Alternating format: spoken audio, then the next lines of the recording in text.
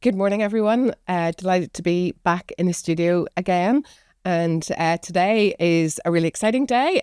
We have our new president of NI Chamber with us, Nessa Quigley. And we're going to get to know a little bit about Nessa and about her aspirations for her year in this role as president. So Nessa, turning to you, congratulations. Well, thank you, Suzanne. Thank you so much. Delighted.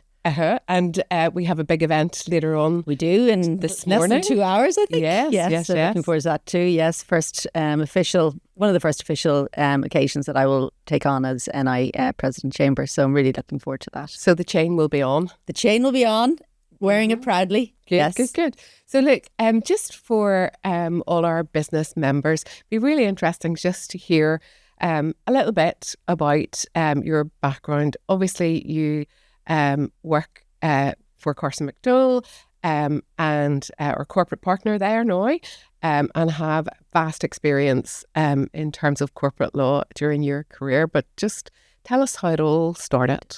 Well, Suzanne, I'm from Dublin. And I can hear that. I've been here 25 years. But I did train and study and train as a solicitor in Dublin and worked there for a number of years, 3 years, in a firm called William Fry. Yes. And before I was lured up to Northern Ireland by love. Oh. So I'm married to Conor Campbell, who's also a lawyer. He wears the wig. To work, and so yes, I moved to the north in 2001, and I moved to a firm called Tunes, and then Tunes, and then 2010, I was invited to become a partner in Carson McDowell, and throughout my career, I have been involved in corporate law. Yes.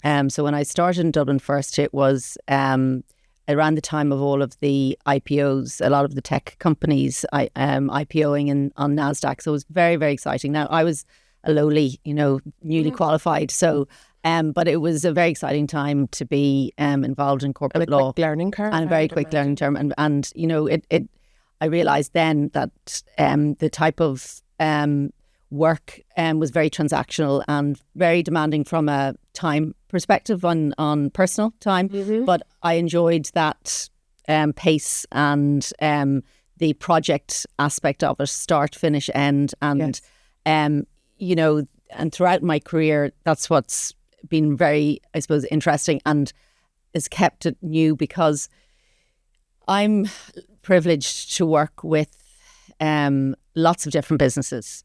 And so the exciting thing when you get a new instruction or you meet a new client is that you get to know and understand what their business is and the people involved, what drives them, what they're looking to achieve in that particular transaction. So it's, while the actual work that I do, whether it's, guiding somebody through a sale or a purchase or an investment, that type of work, the type of work that I'm involved in is more or less the same. The people that I do it for is always different, so that's what keeps it fresh. I'm also, I suppose, very importantly, a mum. Yes, to how many children? To 4 children. 4, wow. The baby is 16, Hannah, and she's sitting her second last GCSE today, Monday. My goodness. So we're all looking forward to the end of that. And my eldest, I've got 2 girls and 2 boys. My eldest, Catherine, is just finished in college in Dublin. So bookended by girls and 2 lovely boys in the middle. In the middle, sandwiched in the middle. Sandwiched in the middle. Yeah. So that's me. So obviously you had a very busy career and a very busy home life as well. And you made it to senior partner with Carson McDowell. Yes. And obviously that's given you a lot of experience, as you said, understanding companies and scaling companies here. And obviously the company grew significantly during your time as senior partner as well. So just give us a bit of insight as to, how that was for you, but how that helps you to understand our scaling companies here. Sure. So, since my tenure as senior partner, I think we grew turnover by over 60%, and that was over a 7-year period.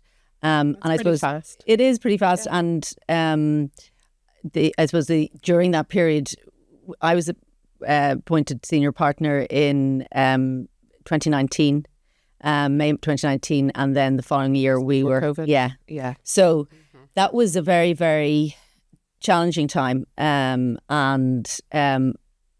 for myself and Roger, who's the managing partner with me, but it was also a time when the partnership really drew together, and we had very, very clear understanding about what we want to achieve, and that was to protect our staff and protect our business. So I think, in times of challenge like COVID, and we've been through lots of other challenges, and we continue on that way. I think that is really important to have a clear view and vision about what you want to achieve.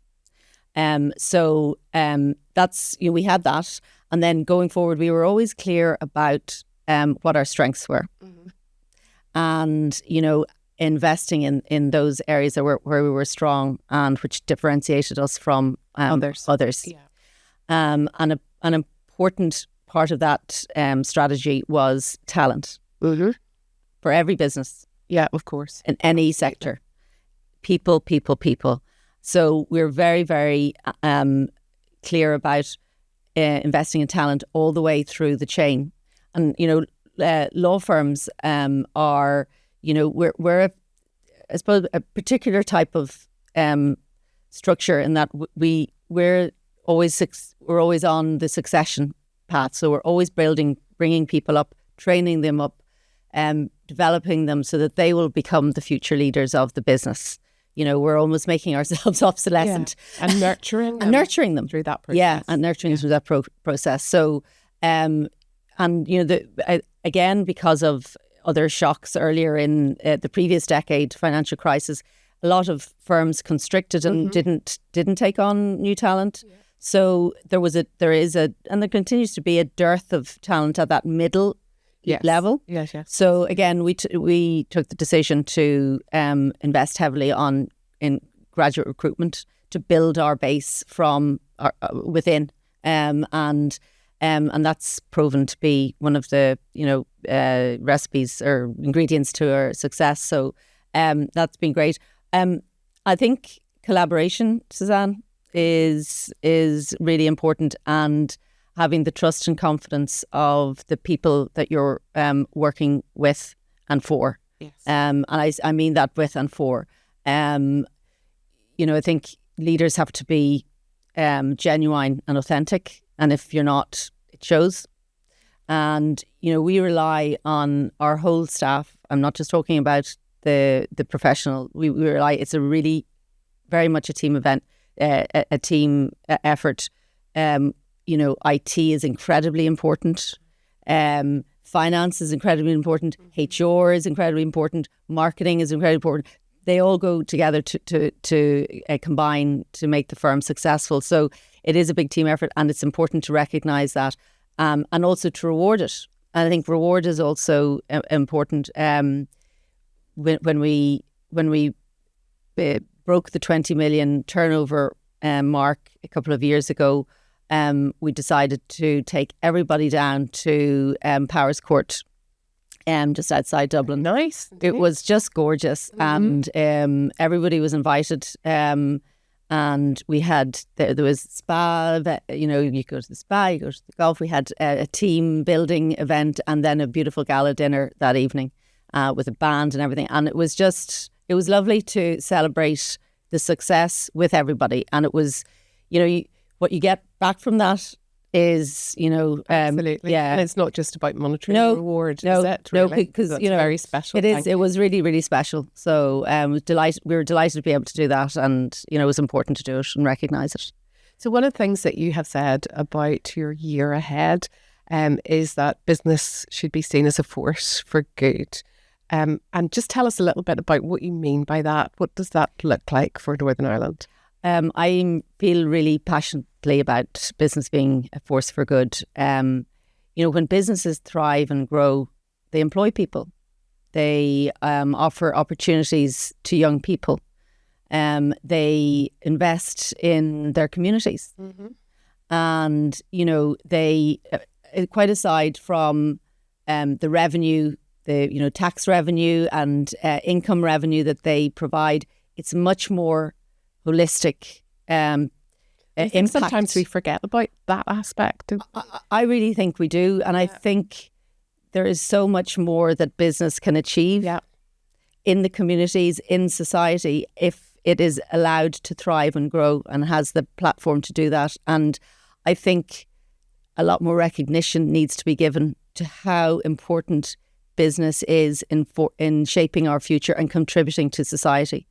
Yeah. And you have seen many businesses when they're going through mergers or acquisitions or investment opportunities, etc. And you've seen some of the barriers that they face as well. So, for us to be able to achieve that, for businesses to really thrive, what do you see as the main barriers that we need to get over here in Northern Ireland to create those right circumstances for growth? Yeah, I mean, Suzanne, I think it's a very good question, because the barriers to growth are actually quite well recognised and understood by both business and government, private and public sectors. So, that is things like infrastructure, investment in infrastructure critical. Absolutely critical. And one of the sectors that has really been affected by that is the energy sector. Yes. And that's across particularly grid, and then the planning system to allow those. We had a smart energy conference earlier in the year, and one of the Italian ERG in renewable energy developers at that conference said they want to invest more in Northern Ireland. I've heard this many times. And they have the capital ready to invest, but until such time as those barriers that I just mentioned are unblocked, they can't make the business case to do that. So, I mean, that is one: infrastructure. There's other skills. Yes. Public sector reform. And access to finance. Yes, absolutely. So a great list of things that we as NI Chamber really need to help to bring the business community and the public sector together to try and solve some of those issues. Yeah, I think collaboration is absolutely critical in achieving that aim, Suzanne. And I know that the Chamber is acutely aware of that. And I mentioned earlier about collaboration within business, and it's the same. It's the same principle applies for unblocking these business. I mean, I've known always, but I've really seen since I've become president and been involved in the board of NI Chamber, how much business cares about getting the foundations right for this country. Yeah. They really, really do. And, business leaders give of their time voluntarily to try and assist and support and develop methods of that collaborate and getting, unblocking those barriers and finding solutions. And, as I say, they give of that time voluntarily for the good of society and the economy. And that's what going back to my earlier point, business being force good. Yes. And you must have seen some really fabulous businesses during your time with Carson McDowell. I see them, and you will see even more now as president of the Chamber. How confident are you looking across those businesses that you've had the experience with, and also our membership? How confident are you in terms of thriving businesses here in Northern Ireland? I'm an optimist, but that I'm also a realist, and I am.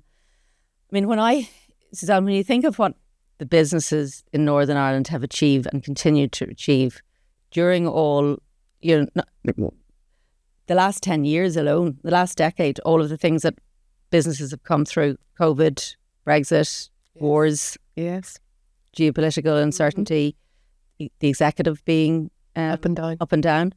When you think about all of those shocks and disruptions, and yet businesses here are continuing to invest, employ people, scale, look for new markets.